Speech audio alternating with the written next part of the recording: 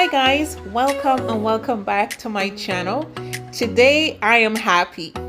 Why? I am so glad you asked. Because we will be making some Guyanese egg balls, the delicious Guyanese egg balls.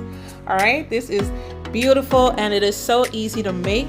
This was eaten with some delicious mango sour. I mean, I'll leave the link for that because I did make a mango sour to go with the egg balls. So let's jump right into this video. So here I have my yuca or cassava. Make sure to wash and peel and wash. You see that stem right there? Make sure to remove the stem from the center. After it is tender, you're going to strain and mash until smooth. So I love to add green onions to my mixture.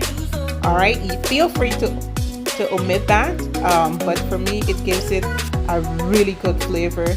I just love green onions or scallions in my mixture. All right, so you're going to take a portion of the mixture and you are going to place the egg and form a ball.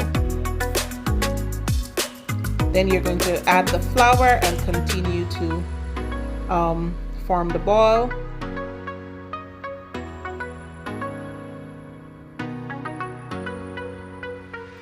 Awesome. So growing up, I used to love egg balls and cassava balls, but I know a lot of people's favorite was egg balls, and that was because of the egg. Am I lying? Nope, I don't think so. All right, let me know which one was your favorite in the comment section. So we have 5 egg balls here. Then you're going to fry this in a 250 degrees oil or until nice and golden brown on the outside. You can also egg wash this, use some breadcrumbs and fry it as well. I'll leave everything in the description box. Do not forget to subscribe to my channel, like and share this video. So I'll see you guys in the next video. Enjoy. Bye bye.